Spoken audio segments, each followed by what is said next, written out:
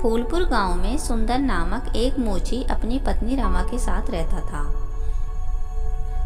वह जूते चप्पल सिलने में बहुत माहिर था और अपने पेशे के प्रति उसमें अपार भक्ति थी। सुबह उठते ही वह जूते चप्पल सिलने के सामान को प्रणाम करता था और उसके बाद अपनी दिनचर्या को शुरू करता था। सुंदर की पत्नी रमा बहुत गुणवती थी।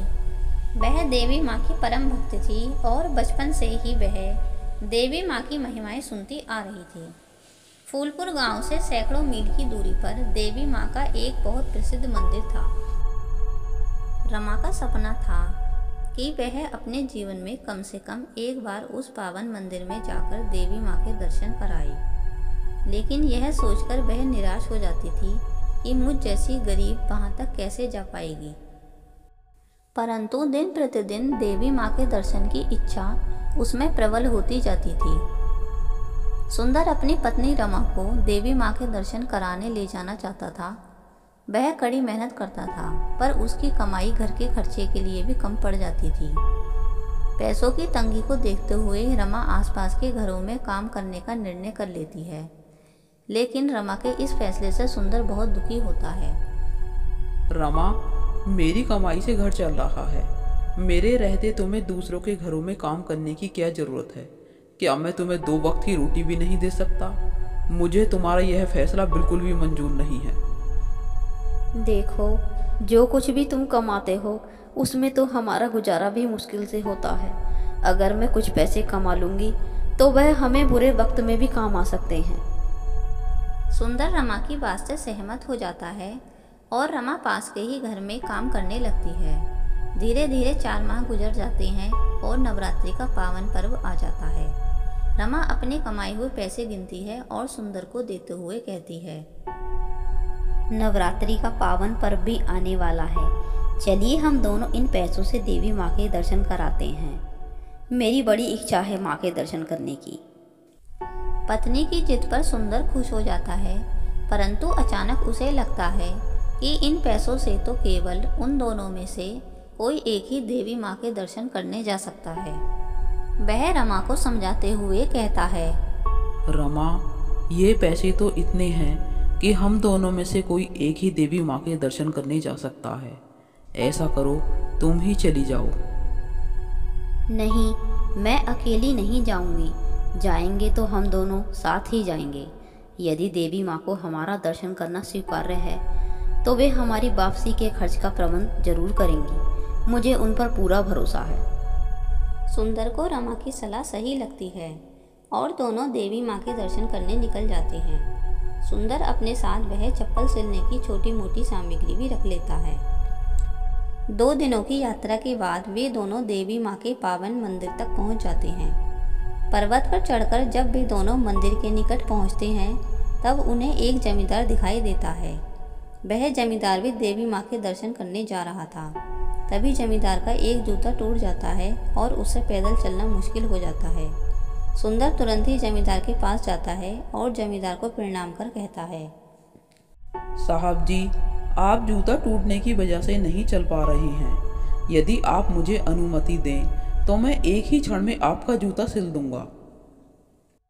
फिर उसके बाद सुंदर जमींदार के पैर से जूते निकाले बिना ही उस टूटे हुए जूते को ठीक कर देता है।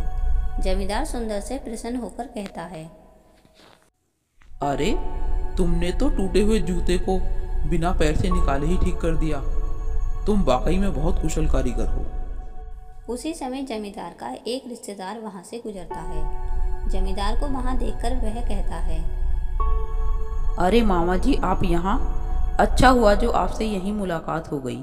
मैं आपके गांव ही आ रहा था। फिर वे दोनों मंदिर की ओर चले जाते हैं। सुंदर और रमा भी उनके पीछे पीछे देवी माँ के दर्शन के लिए जाते हैं। देवी माँ के दर्शन करके वे दोनों कहते हैं, हे देवी माँ, आज हमारी बरसों की मुराद पूरी हुई है। आपके दर्शन करके हमारा जीवन धन्य हो गया। हे देवी माँ, अपनी कृपा सभी पर बनाए रखिएगा। फिर उसके बाद उन्हें जो प्रसाद मिलता है उसे खाकर वे दोनों मंदिर से बाहर आ जाते हैं। अब उनके सारे पैसे खर्च हो चुके थे। वे दोनों सोच में पड़ जाते हैं कि घर कैसे लौटें। तभी जमींदार वहां आ जाता है। अरे तुम दोनों यहाँ हो, मैं तुम्हें बहुत देर से ढूंढ रहा था। मैं वहाँ अपने रिश्तेदार से बात करने में लग गया और तुम्हारे बारे में भूल ही गया। तुम यह बताओ तुम किस गांव के हो? सुंदर जमींदार को अपने बारे में सब कुछ बता देता है। सब कुछ जानने के बाद जमींदार कहता है, सुंदर, तुम थोड़े से पैसे लेकर देवी माँ के दर्शन करने इतनी दूर आ गए और देवी माँ के दर्शन के लिए निकलते समय भी अपने पेशे की सामग्री साथ साथ ले आए। तुमने यह साबित कर दिया है कि अपने पेशे पर तुम कितनी भक्ति रखते हो। तुम्हारी जितनी भी प्रशंसा की जाए उतनी ही कम है। पेशे के प्रति जो भक्ति होती है वह ईश्वर भक्ति के समान है। सुंदर, तुम्हारा भविष्य भी अच्छा होगा। अपने पेशे की वृद्धि के लिए तुम्हें जितने भी पैसों की जरूरत है मुझे बताओ, उतने पैसे मैं तुम्हें दूंगा। फिर उसके बाद जमींदार सुंदर को पैसे दे देता है और साथ ही अन्य उपहार देकर उन्हें खाना खिलाकर विदा करता है। अपने गांव फूलपुर पहुंचने के बाद सुंदर और रमा ने जमींदार के दिए पैसों से जूते चप्पल सिलने का बढ़िया सामान खरीदा और एक दुकान किराए पर लेकर जूते चप्पल बेचने लगे। वे अच्छी और टिकाऊ जूते चप्पल तैयार करने लगते हैं, जिससे उनकी बिक्री बढ़ जाती है और उनकी कमाई में भी काफ़ी वृद्धि होती है। एक दिन रमा सुंदर से कहती है, देखी देवी माँ की महिमा, उन्होंने हमें अपने पास बुलाया और अपने पेशे के प्रति जो तुम्हारी भक्ति और लगन है उसके लिए उन्होंने हमें इतना कुछ दिया जिसके बारे में हमने कभी सोचा भी ना था। धन्य है देवी माँ। रमा, यह सब तुम्हारी देवी माँ के प्रति अपार श्रद्धा और भक्ति का ही फल है। देवी माँ, आपकी महिमा अपरंपार है। फिर उसके बाद वे दोनों एक खुशहाल जीवन व्यतीत करने लगते हैं। एक दिन जमींदार सुंदर की दुकान पर आते हैं और कहते हैं, कैसे हो सुंदर, और तुम्हारा काम कैसा चल रहा है? अरे जमींदार साहब जी, आप यहाँ, मेरे तो भाग्य ही खुल गए। साहब जी, सब देवी माँ की कृपा और आपके रहमो करम का ही नतीजा है। आपने मुझ गरीब पर भरोसा करके मेरी मदद की। आप मेरे लिए भगवान बनकर आए हो। मैं आपका यह एहसान कभी नहीं भूलूंगा। सुंदर, मेरे नहीं देवी माँ के चरणों में सिर झुकाओ। उनकी इच्छा के बिना कुछ नहीं होता। उन्होंने ही मुझे तुम्हारी मदद के लिए वहाँ भेजा था। आओ अब एक साथ मिलकर बोलो, जय माता दी। यदि आपको हमारी यह कहानी अच्छी लगी हो तो हमारे चैनल को सब्सक्राइब करना ना भूलें।